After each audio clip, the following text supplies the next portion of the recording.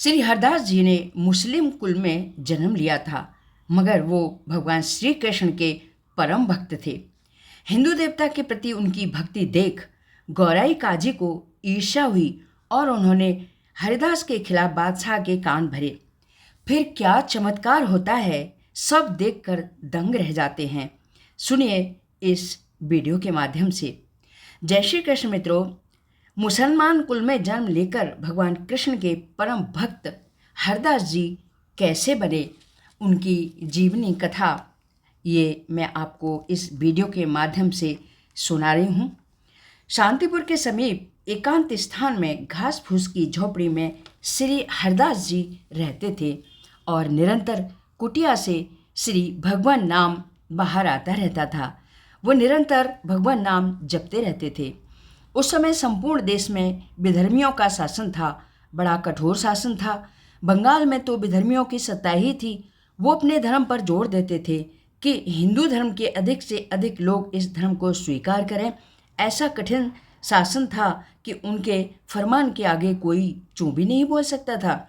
स्थान स्थान पर उनके धर्म का प्रचार हो रहा था। अगर उनके प्रचार में कोई भी जरा सी विघ्न डालता तो सीधे उसे मृत्यु दंड दिया जाता था।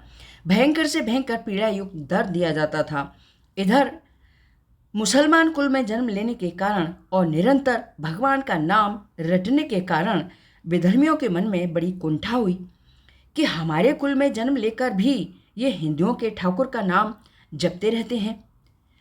गौराई काजी को बहुत पीड़ा हुई, बहुत कष्ट हुआ।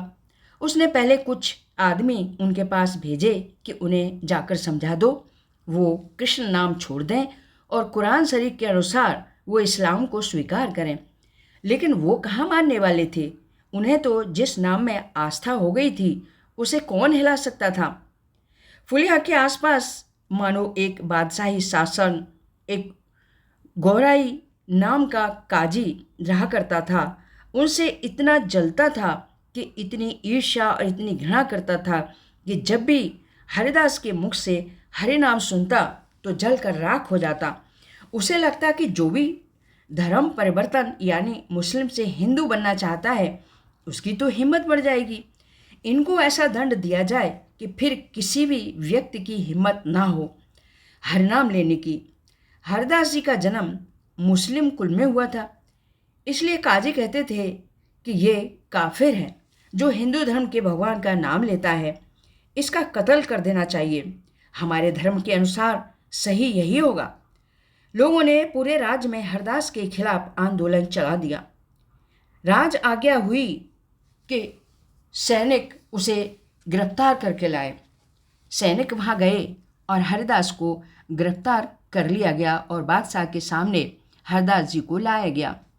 जब बादशाह ने उन्हें देखा तो उनकी दृष्टि में चमक, सिंहवत दृष्टि थी। मुख में हरिदास के चेहरे पर, मुख में भगवान का नाम, हरदास के चेहरे पर प्रसन्नता और डर का कोई नामो निशान नहीं था। जब बादशाह ने उन्हें देखा तो वह उनके चेहरे को देखते ही रह गए। उन्हें बैठने के लिए आसन देने के लिए उन्होंने कहा।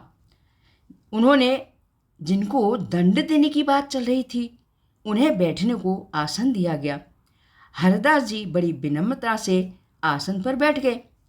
बादशाह ने कहा, तुम्हें देखकर लग रहा है कि तुम्हें दंड न दिया जाए, लेकिन तुमने मुसलमान कुल में जन्म लिया है।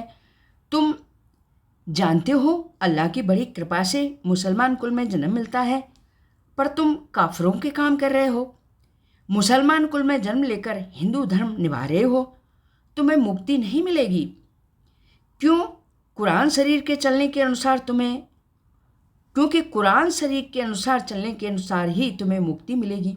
हम चाहते हैं कि तुम कुरान शरीफ के अनुसार चलो, बंद करो हरि नाम लेना। हम तुम्हें दंड नहीं देना चाहते। अपनी गलती स्वीकार कर लो, क्षमा मांग लो, प्रायश्चित करो, कलमा पढ़कर भगवान की शरण में जाओ, अल्लाह की शरण में जाओ तो तुम्हें वो माफ़ कर देगा।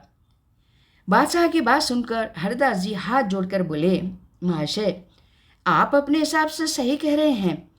आप अपने विश्वास के कारण ये सब कुछ कह रहे हैं, लेकिन हर व्यक्ति का विश्वास अलग अलग होता है। मेरा विश्वास हरि में है। जिस तरह का विश्वास किसी का होता है, वैसे ही उसे फल की प्राप्ति होती है। जो व्यक्ति किसी लालच से, किसी प्रलोभन से, किसी भय से या किसी के धमकाने से विश्वास छोड़ देता है, तो वो कैसा विश्वासी?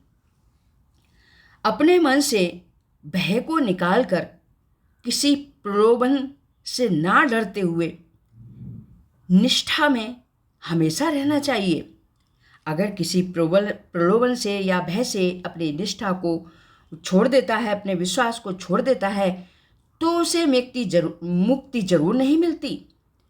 मैं आपके भय से, आपके प्रलोभन से, आपके डर से भगवान नाम छोड़ दूं तो जरूर मेरी दुर्गति हो जाएगी। चाहे आप कुछ भी करें, मेरी निष्ठा को नहीं डिगा सकते। चाहे आप मेरा कलम सर कर दें, पर मैं हरि नाम नहीं छोड़ूंगा। उनकी वाणी सुनकर पूरी सभा सन्न हो गई। बादशाह उनकी मधुर वाणी, उनका सरलपन, उनकी निर्मलता, विशालता देखकर मौन हो गया। भगवत नाम का प्रताप तो देखिए कि बादशाह भी चुप हो गया। फिर कुछ देर बाद बादशाह बोले, हमें आपसे कोई नाराजगी नहीं है। मुझे आपकी ये बातें समझ नहीं आ रही, पर मैं तो इतना जानता हूँ कि ये सब बातें तो हिंदू फकीरों के लिए हैं। आप तो मुस्लिम परिवार में जन्मे हैं, आप कैसे हरिभक्त हो सकते हैं? आपको ये सब छोड़ देना चाहिए। यह सुनकर हरदास जी बोले, महोदय, इसमें मैं क्या कर सकता हूँ? वो तो मुझ पर भगवान कृष्ण की इतनी बड़ी कृपा हुई है कि मेरा विश्वास इतना दृढ़ और अटल हो गया है कि मैं इसे नहीं छोड़ सकता।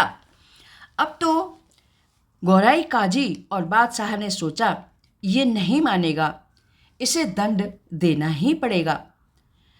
गौराई काजी ने जल्लादों से कहा, इस पर इतने कोड़े और इन्हें डंडे बरसाओ कि हरिनाम लेना भूल जाए।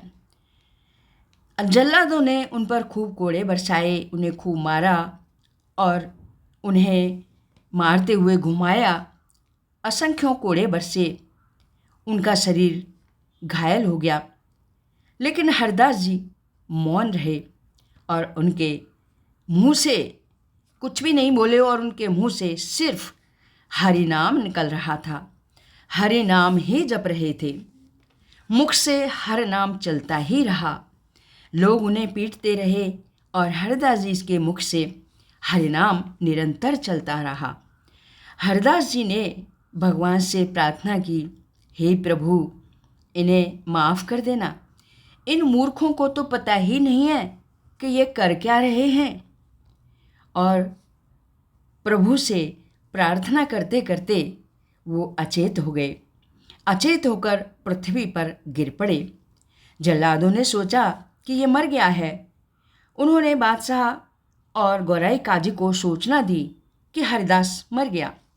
बादशाह ने कहा, उसे दफनाना नहीं है, क्योंकि हमारे कुरान शरीफ के अनुसार जिसे दफनाया जाता है उसे स्वर्ग की प्राप्ति होती है, परंतु ये इस लायक नहीं है। ये तो काफिर है, इसने गलत काम किया है, इसे गंगा में फेंक दो। जल्लादों ने देखा कि ये मर चुका है तो उसे गंगा में फेंक दिया।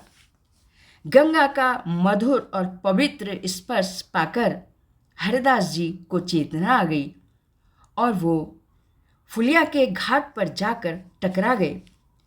वहाँ सभी लोगों ने हरदास जी को देखा कि ये तो जिंदा हैं और हरे नाम जप रहे हैं। उनको निकाला और उनके दर्शन के लिए लोगों की भीड़ लगने लगी। सभी जान गए ये कोई मामूली व्यक्ति नहीं है। सबको भगवत नाम का प्रभाव समझ आ गया और धीरे धीरे सबको समझ आने लगा भगवत नाम का प्रभाव। कितने सारे वैष्णव लोग भी उनके दर्शन करने आए और लोगों की भीड़ का तांता लग गया। जब बादशाह ने यह खबर सुनी तो वह हरे नाम का प्रभाव समझ गया और गौराई काजी को लेकर हरिदास जी के पास पहुंच गया और उनसे कहने लगा, मुझे माफ़ कर दीजिए, मैंने आपको दंड दिया, और उनके पैरों में पड़ गया। हरिदास जी ने कहा, तुम माफ़ी क्यों मांग रहे हो? तुमने कुछ गलत नहीं किया है। तुमने तो अपने विश्वास के हिसाब से ही किया जो कुछ भी किया, लेकिन ये तो मेरे पूर्व जन्म के कुछ कर्म होंगे जो मुझे इतनी यातना सहनी पड़ी। सभी बहुत दुखी होते हैं। वैष्णव लोग उनकी सेवा में लग जाते हैं और उनके शरीर में हुए घावों को भरने के लिए दवाई गोली करते हैं। हरदास जी उन्हें समझाते हैं, आप लोग तो शास्त्रों की सत्ता जानते हो, हमेशा कर्मों के हिसाब से ही फल मिलता है। मैंने पिछले जन्म में जरूर बुरे कर्म किए होंगे जिसका फल मुझे मिला, और इसी जन्म में मैंने भगवत नाम की निंदा सुनी, हरि नाम की निंदा सुनी, तो फल तो मुझे मिलना ही था। संत का हृदय क्या होता है ये कोई नहीं समझ सकता। सभी वैष्णव उनके घाव देखकर दुखी होते थे, लेकिन हरिदास जी कहते, मुझे कोई कष्ट नहीं होता, मुझे कोई पीड़ा नहीं होती, और हरदम हरि नाम का नाम जपते रहते। वहाँ रहने वाले हर धर्म के लोग उनके दर्शन करने आते, और बहुत बहुत दूर से वैष्णव लोग, सभी धर्म के लोग उनके दर्शन करने आते और उनकी सेवा करते और उनसे आशीर्वाद लेते। भगवत नाम का प्रभाव देखिए, भयानक से भयानक यातना भी उनका कुछ नहीं बिगाड़ पाई। बादशाह और गौराई काजी भी आखिर में उनके चरणों में आकर गिर पड़े। तो ऐसे थे संत हरिदास जी। आपको वीडियो कैसा लगा? अच्छा लगा हो तो सब्सक्राइब, लाइक, कमेंट ज़रूर करें। वीडियो सुनने के लिए आप सबका बहुत बहुत धन्यवाद। आगे फिर एक नए वीडियो के साथ आपके साथ सम्मुख में फिर हाजिर होंगी। तब तक के लिए जय श्री कृष्ण।